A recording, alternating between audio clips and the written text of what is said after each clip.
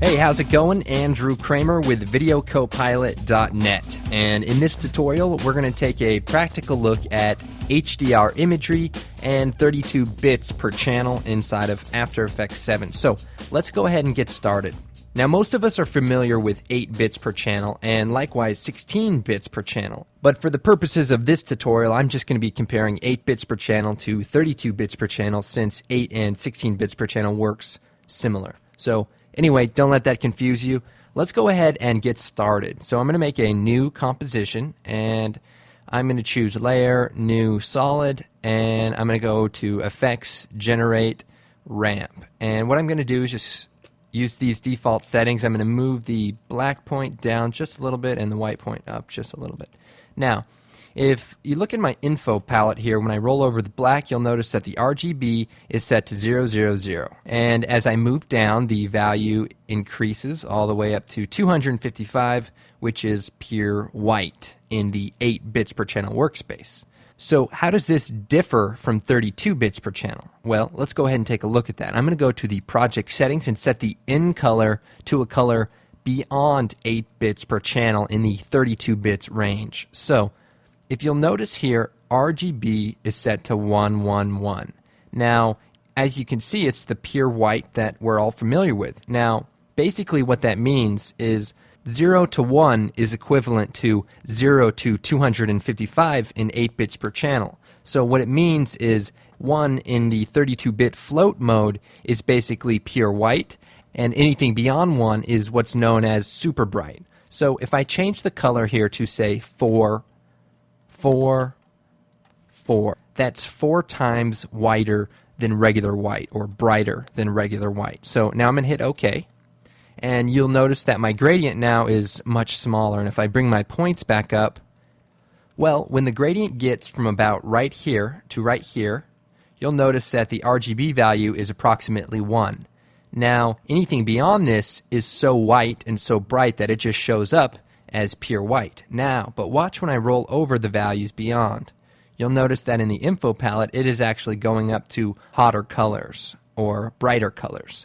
Now, there's a little function inside of the composition window, which is the aperture, and essentially this allows you to see data beyond white without actually changing your composition. So if I click on this button, it goes ahead and resets it, but the point is, beyond those white values is in fact data, and it just takes some tools to be able to see it. Now, that's just a viewing option. If we actually want to change this and be able to see the data in this super bright white area, we need to use a 32-bit effect, such as exposure. So if I choose Effects, Color Correction, Exposure, you'll notice that if I pull the exposure down, we start seeing that data that's beyond in the white points.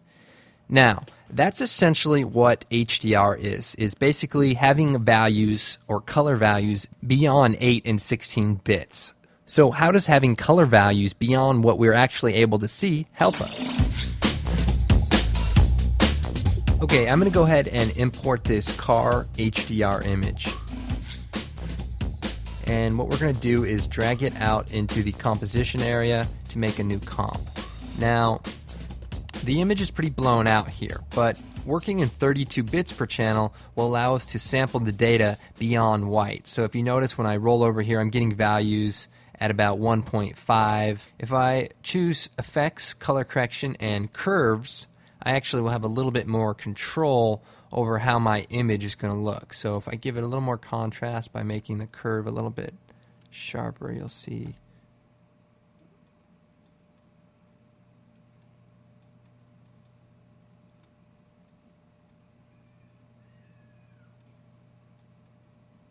So as you can see, I can get a lot more color out of the highlighted outside background area and still maintain a properly exposed image by using a curves adjustment. Now, not all effects are 32 bits per channel, so if I go to my effects and presets, I can set this little wing arrow to show only 32-bit effects, and then you'll notice that there are many effects. Most of the ones you probably use most commonly are all 32 bits, and you'll see it says 32 bits next to it.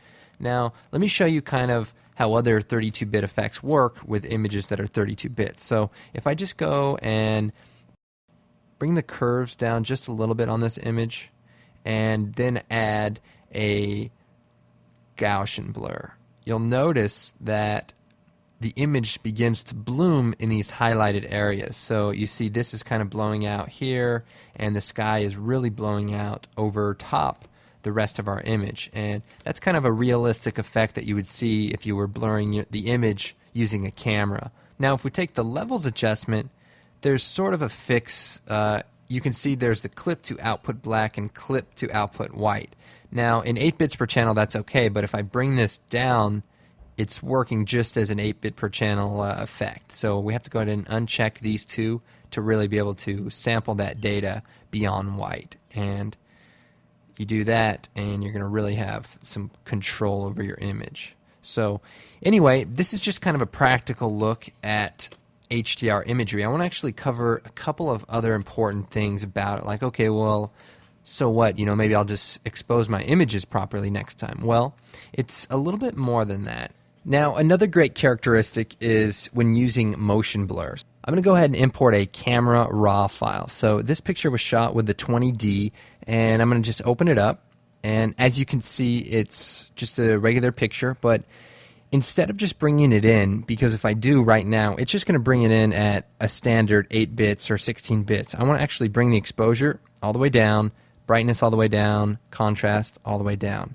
And the reason I do this is once we bring it into After Effects, we can bring the brightness up and push these white points here beyond just regular one white. So I'm going to hit OK, and then I'm going to make a new composition and drag this image out to it. And I'm just going to choose Transform Fit to Width, rather Fit to Height, and pre-compose it.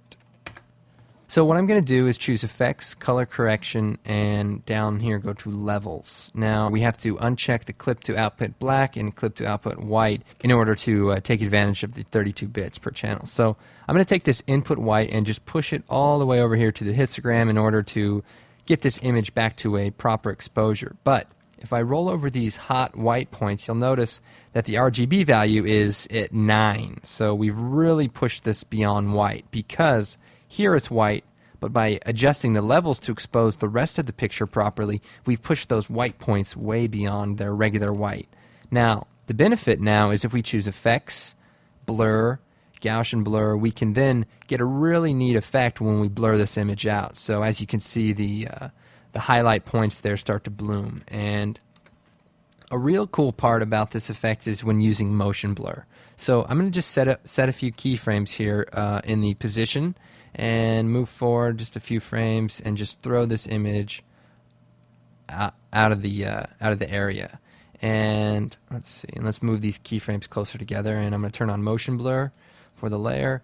And as you can see here, we're really getting this great effect because those white points are so bright that they're causing the image to kind of smear. So it's kind of like a photographic effect. And if we go Composition Settings, we can change the shutter angle to something beyond 180, say like 350, and we can get an even more blurry type of effect. And we can spread these out so we don't get that banding so bad. So let's go ahead and just preview this. I'm going to just select these keyframes and give them an easy ease here. Okay. So if we were to convert this image back to 8 bits per channel, you know full well we wouldn't be getting this great blooming type of effect in these highlighted areas. You'll notice that they're just flat, and I mean, if that doesn't do it for you, I don't know what will. Now before I go, all you users with digital cameras, you can always take raw images and import them like I've shown you here. However, if you really want to take advantage of 32 bits, let me show you a cool trick. What I have here are some images of a pool taken at various exposures. And from pretty blown out to moderately underexposed, I have a sequence here of about 7 images. Now, in Photoshop CS2, I can actually take these images and merge them into one single HDR image, or one 32-bit image. So if you want to try this out, put your camera on a tripod and take several different exposures. Now, you don't have to shoot in RAW. You can actually shoot just at their JPEGs, but you definitely need to have different real exposures in the camera. You can't just have 6 different, curves adjusted layers. So I'm going to go into Photoshop CS2 here, and I'm going to choose File, Automate, Merge to HDR, and then I go over to Browse here, and here are those sequenced images shot with the 20D. I'm going to go ahead and select them, choose Open, and now they're all listed here. And you can attempt to automatically align them if you didn't shoot them on a tripod, but shoot it on a tripod. And I'm going to hit OK, and Photoshop is then going to process all these images and put them together. Okay, so now the images are all adjusted together, and you can set the white point preview here, and once you hit OK, you have an image inside of Photoshop that is now 32 bits. Now, you can't really do anything in Photoshop CS2 with the 32 bits per channel, but you can resize it to like a reasonable size if you're going to be working with it in After Effects, and then when you save it, be sure to save it as a 32-bit format, and I'll go ahead and show you that now.